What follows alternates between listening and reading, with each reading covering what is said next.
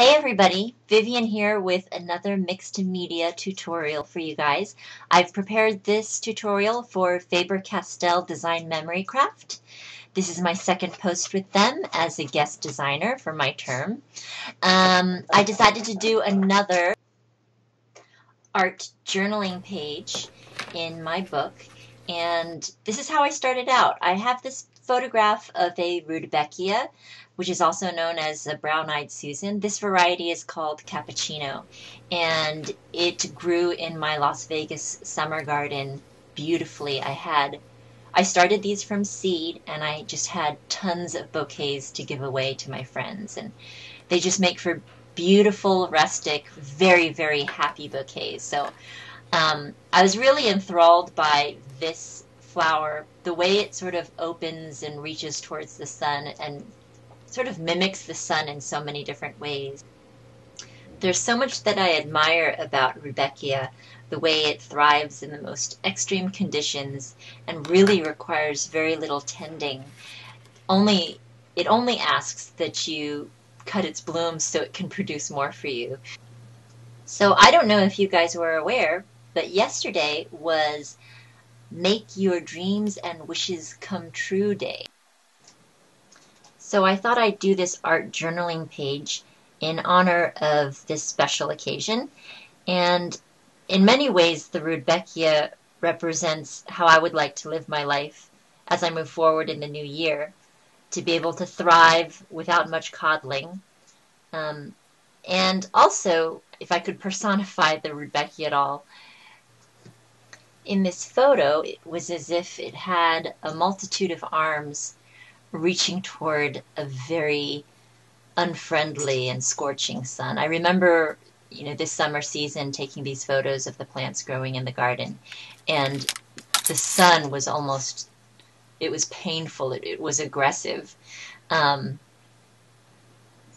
think in my interactions with other people, when I have been met with aggression or negativity, I have most of the time responded in kind with my own type of negativity.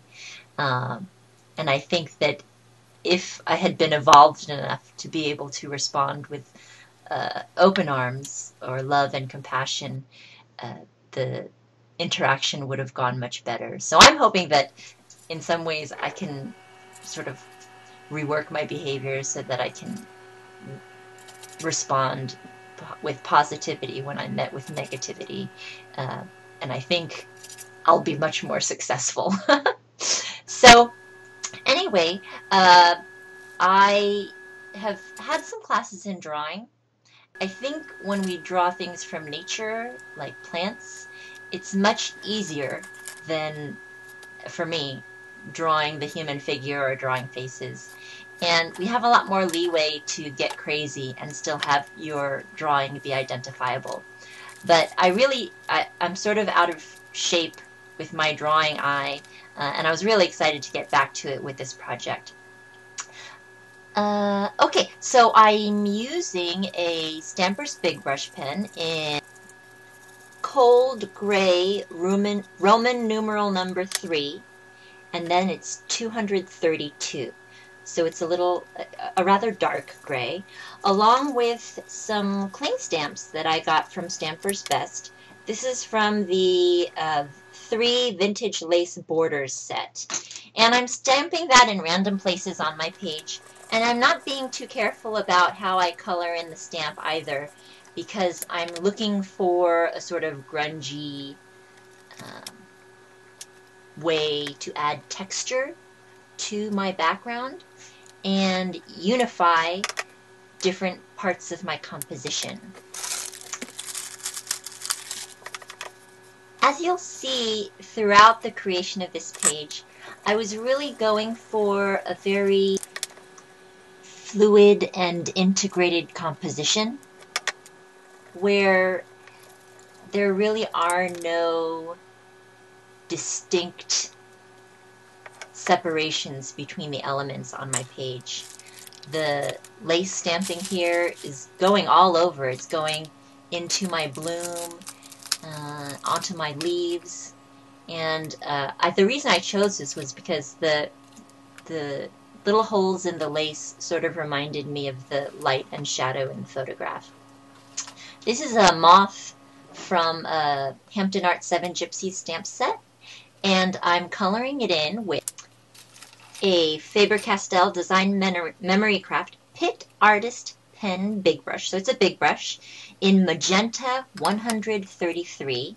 And as you can see, I'm also not being too careful about how I color it in. I just want to get the impression of a butterfly. It doesn't have to be perfect. And I'm stamping that in random places on my page. I've also got another Hampton Art clear stamp set. This is Hampton Art and Art Warehouse. It's called Border Background SC0163, and it's got some really great background patterns in script, print, numbers, and I'm really excited about using that in this page. I'm using another Faber-Castell Design Memory Craft Big Brush pen, and this is in Cold Gray, Roman numeral 1, 230, to create some more interest and texture on my page. And as you can see, I'm stamping it all over, and that stamping is going into my bloom, it's going onto my leaves, it's on the top, on the bottom, and I'm doing that because I'm trying to create a feeling that everything is connected. I want some areas that are also more intense and dark, so I'm using a black big brush pen now and really sloppily inking that up with the pen. At this point, I'm going to add in a pack of mix and match Art Grip Aquarelle watercolor pencils in the yellow dot range to create most of my lights. I'm going to color in my petals with a yellow that comes in the set, and the petals are going to be colored in pretty thoroughly, because if you remember from the photograph, that was a really brilliant yellow. So I had to stop the camera because Papusa was crying and scratching at the door. She's making a guest appearance today. Hi, everybody! Okay, so I finished up coloring the yellows in the petals with my watercolor pencil in yellow. And then I went ahead and used a watercolor brush pen. It has a little container that holds water, and you can press on the button to release water instead of having to dip your brush in water. And some people like that. I still haven't made up my mind which I prefer. I'm very used to wetting my brush and getting some control in how much water is in my brush tip by just wiping the brush tip along the edge of my water container. So I'm still going to play around with this one. I think it suits a lot of people really well. It is for sure very convenient. What I love, love, love about incorporating watercolor into my projects using the Art Grip Aquarelle watercolor pencils from Faber-Castell Design Memory Craft is that you really can exert a lot more control than you would be able to using pure watercolor paints. You can basically decide exactly where you want your color to go, and then by adding in water with a brush, as you can see, the pigments become much more luminous and wonderful. I mentioned this in my last video, which you can find on my station here on YouTube, Contadina K, my last video for Faber-Castell Design Memory Craft, that these watercolor pencils are really very great to use for stamping. If you're a colorer, or you want to be a colorer, and you don't want to invest in some of the markers that are on the market, you can use these watercolor pencils to great effect. Colored pencils as well, but I think you could create that sort of soft feeling that you get from some markers using watercolor pencils, and then adding in a fine tipped brush. Here I'm adding in some Gelatos, I'm using lemon and mango, and I'm being pretty sloppy about that too because I'm going to go in with a brush and mix it all together. These are also water soluble. I think their final effect is a little more translucent, and I think when you go with the darker colors, they head towards semi-opaque. For the stem and the leaves, I'm going to use some Faber-Castell Design Memory Craft PITT Pastel pencils. This is a lighter green color, and on the wooden barrel, you can identify these easily because they're a natural wooden barrel color. So when you've got all your different pencils spread out on your craft table, these will be easy to distinguish from your watercolor pencils, which have a blue barrel. This is 1122-168, and it's a nice light green. These pastel pencils are great, first of all, because they don't involve any of the mess that's associated with using pastel chalks, just in their natural form. Your fingers don't get dirty, and you still get the beautiful effects of pastels, which are, I think, best used for dry blending. You can use your finger to blend them. You can also use these little nubs that you can get at art and craft stores. I'm not planning on doing anything that necessitates using water for my stem and my leaves, so I just use the pastel pencils. And I also thought that there were some really interesting shapes in the leaves. If I sort of dissected the shapes and the shadows, there were some really interesting shapes that turned up. And I sort of, like I said before, want everything to blend together.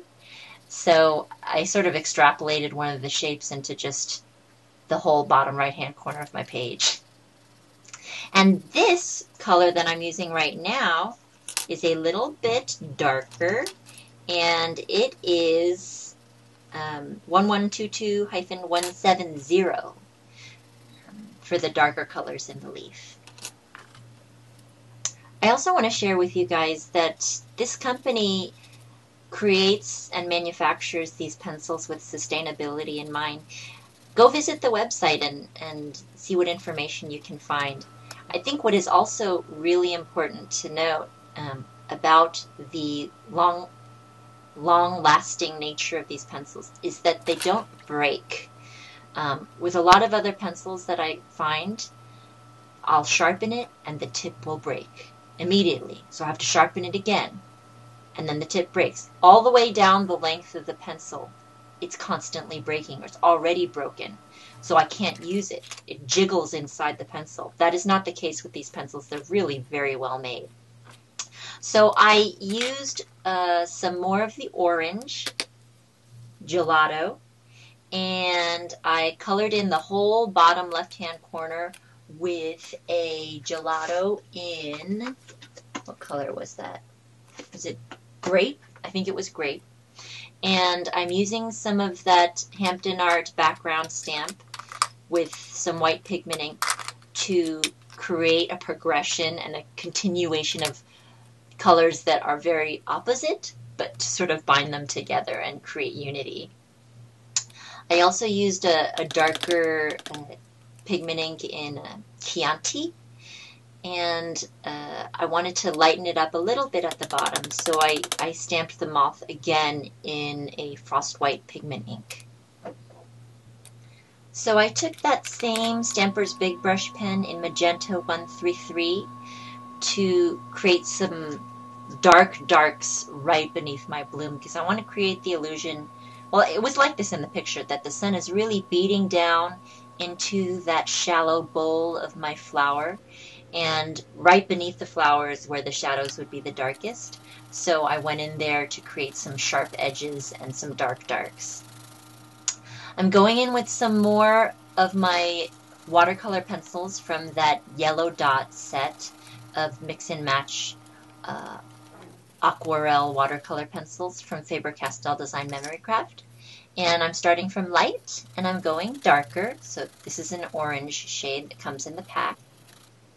Once I got that as intense as I wanted it, I went in with some of a red color that comes in the same pack. So you get a lot of bang for your buck. It's the yellow dot set, but you get yellows, oranges, and reds. And I'm going in with my grape gelato to color in the right-hand side of my bloom. Now the gelatos are like a cylinder in shape, so it's hard to get into the little nooks and crannies when you want some definition. So I went in with the Magenta big brush pen and blended both the gelato and the big brush pen together. I found also that, so here you go, I'm going in with the water, and I just love how the pigment transforms with the water. I think it's really great. And I found another technique to help with blending all of these things together. If you have a rather wet surface, one in which you can see water pooling on the top of your page, you can go in there with your big brush pen and have a soft edge. The big brush pen is great for creating clean edges because it's got that brush nib that goes to the fine point. But if you want to create the fluidity that I'm going for, you can go in with that big brush pen and have some leeway and soft edges easily created using the very tip of your brush. And I just love that, so I sort of went around all over with the big brush, first adding water.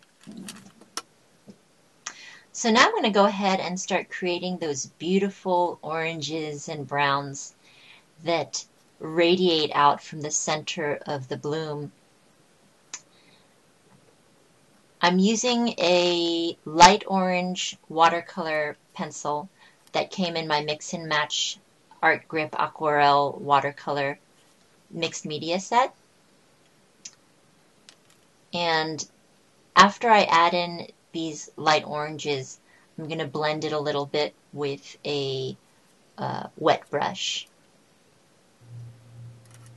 I went in and did some more random stamping with my Hampton Art 7 Gypsies moth stamp and some white pigment ink to create that sense of flow from the bottom to the top of my page.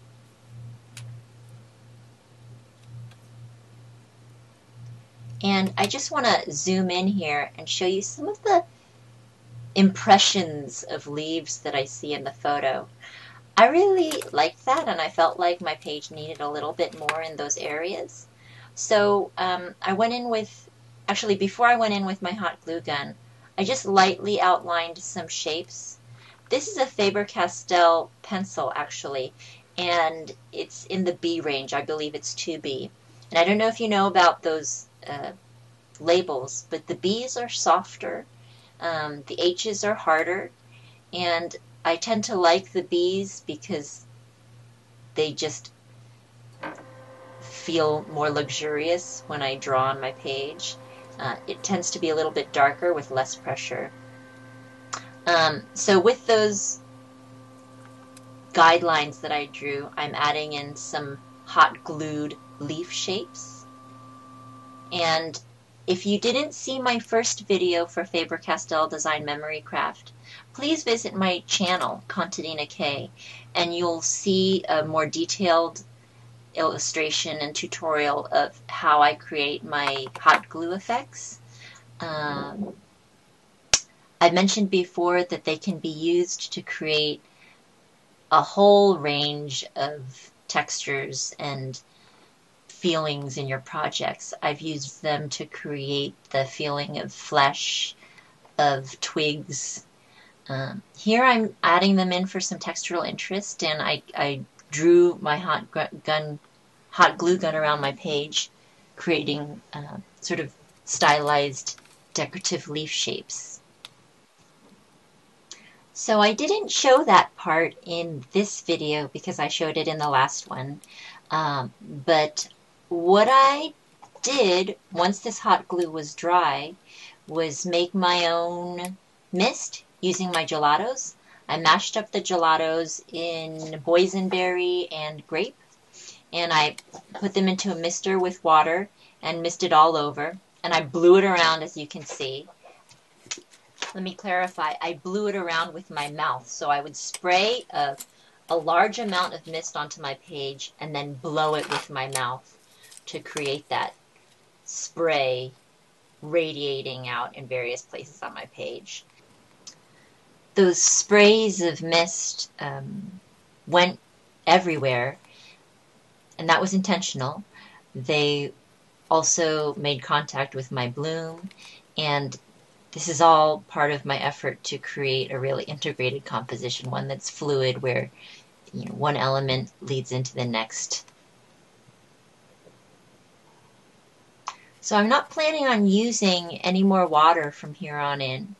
I reached for some of my PITT Pastel pencils, and this one, 1122-113, and it's a nice happy orange color.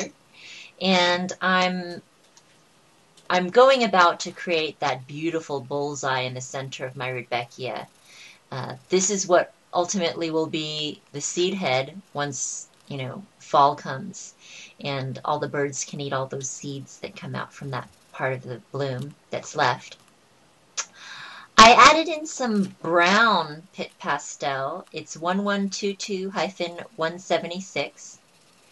And in retrospect, I kind of wish that I hadn't reached for that color.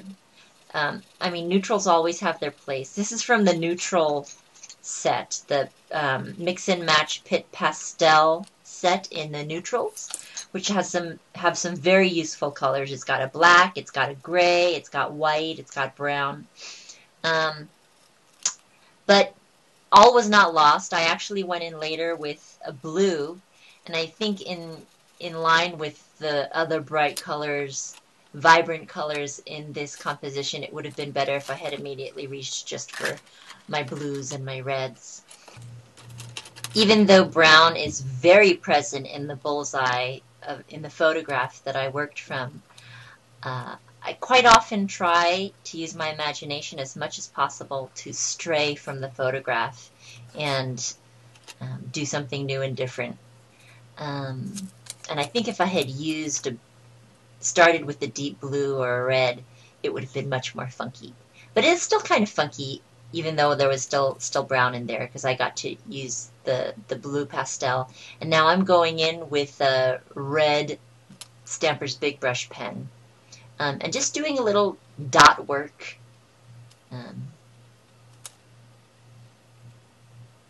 And ultimately, that sort of unblended, rough use of pastels and the dots of the red helped me create that rustic feeling that I love so much about these flowers. I want to thank you very much for watching today. If you'd like more inspirations, you can visit me on my blog at contadinak.wordpress.com. I hope I was able to give you some ideas for creating fluidity in your composition and sort of forgetting about the boundaries between different elements in your artwork. I have some stills to share with you of my journaling page, our journaling page in daylight. You can also find me on Pinterest and Twitter, and I also have a public Facebook page, so I hope to see you there. Thanks again. Bye.